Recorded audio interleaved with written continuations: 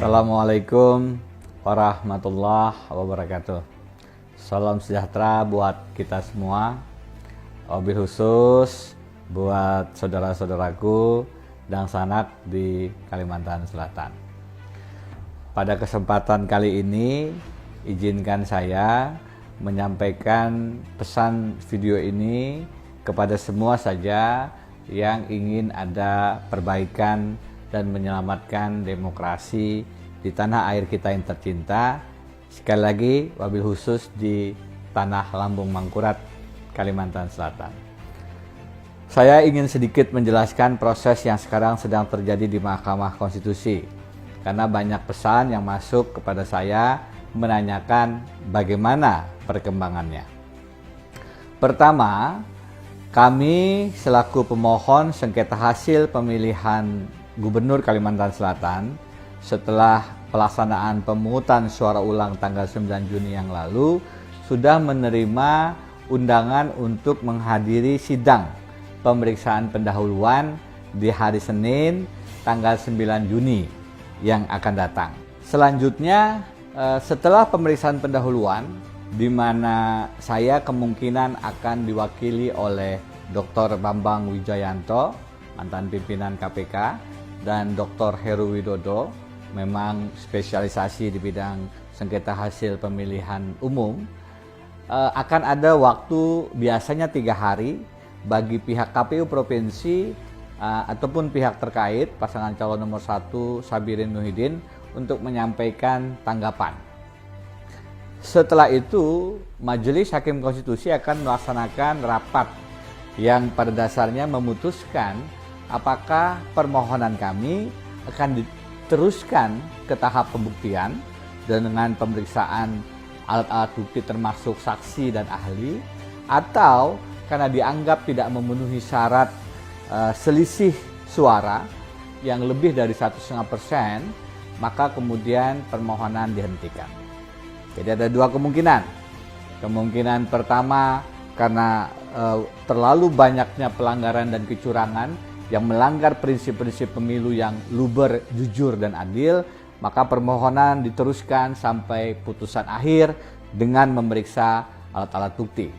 Kemungkinan kedua, permohonan dihentikan karena dianggap tidak memenuhi syarat selisih suara yang sudah lebih dari 1,5%. Apapun keputusannya, pasangan calon nomor 2 akan patuh dan tunduk sebagai bentuk dari penghormatan kepada negara hukum dan konstitusi kita. Kita tidak akan melakukan langkah-langkah lain di luar langkah hukum Mahkamah Konstitusi. Kami pun berharap dan percaya bahwa pasangan calon nomor 1 juga akan menghormati apapun putusan Mahkamah Konstitusi. Kita tidak ingin terjadi hal-hal yang merusak, anarkis di Kalimantan Selatan.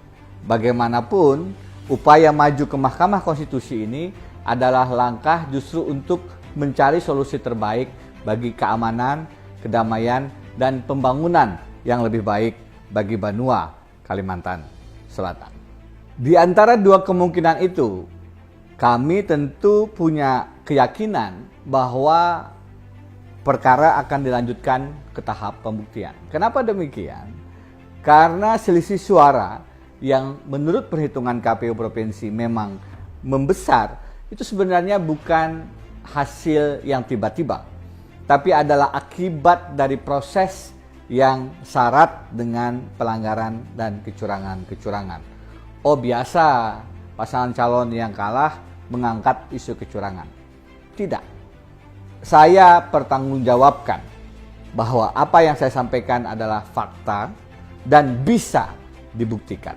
Karena itu, beri kesempatan kepada kami untuk menyampaikan sekarang ada 310 alat bukti dan terus bertambah berupa video minimal 158 yang membuktikan adanya praktek politik uang di seluruh desa.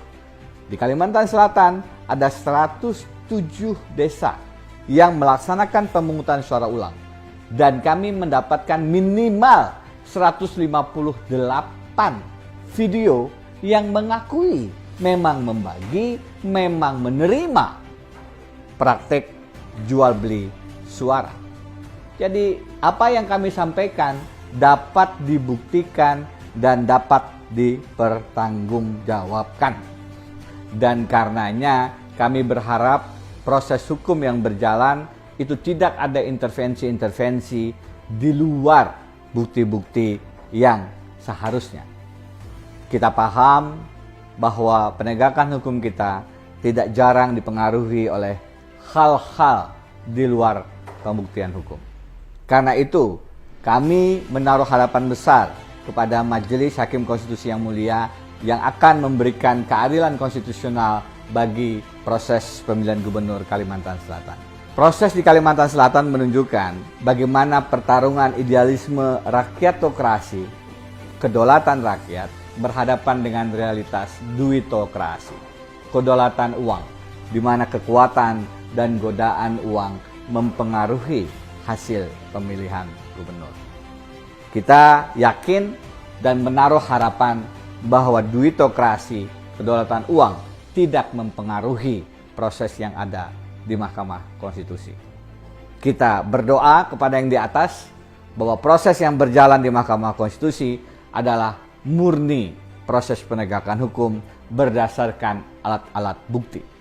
Dengan cara demikian, harapan kita untuk memenangkan pertarungan di Mahkamah Konstitusi terbuka lebar. Apa yang kami minta? Ada dua kemungkinan. Pertama, karena kecurangan dan pelanggaran yang melanggar prinsip-prinsip pemilu yang luber, jujur, dan adil, dan pelanggaran yang sifatnya terstruktur, sistematis, masif, melibatkan aparat sampai level desa, kepala desa, dan banyak RT.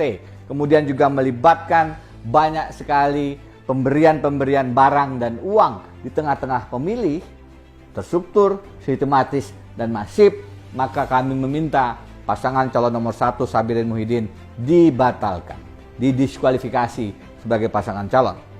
Yang kedua, kalau tidak didiskualifikasi, paling tidak suara hasil pemungutan suara ulang bagi pasangan calon nomor 1 dinihilkan, dinolkan, karena merupakan proses pelanggaran dan kecurangan.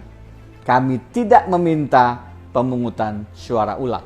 Sekali lagi, kami tidak meminta PSU supaya prosesnya lebih cepat, supaya keadilan konstitusional, keadilan pemilu lebih cepat hadir di Kalimantan Selatan. Soal mempercepat kehadiran gubernur definitif ini, izinkan sekali lagi saya menyampaikan.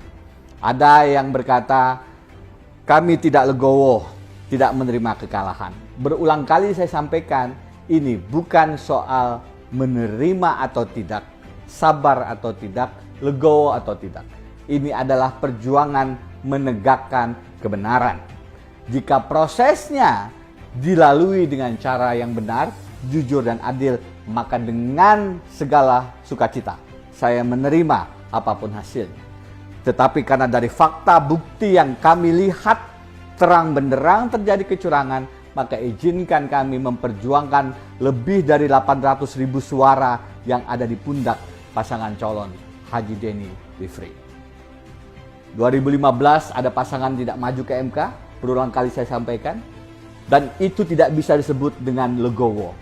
Karena proses yang cepat tidak ke MK itu justru menunjukkan adanya transaksi di belakang layar yang sifatnya koruptif dan manipulatif, menjual suara mandat rakyat Kalimantan Selatan.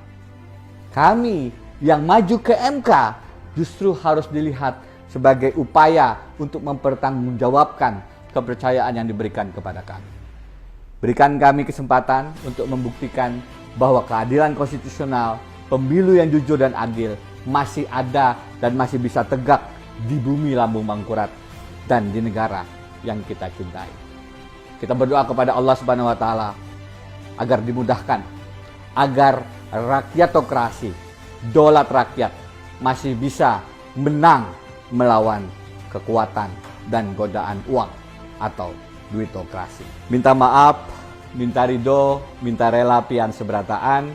Mudah-mudahan yang terbaik yang dihadirkan di Kalimantan Selatan.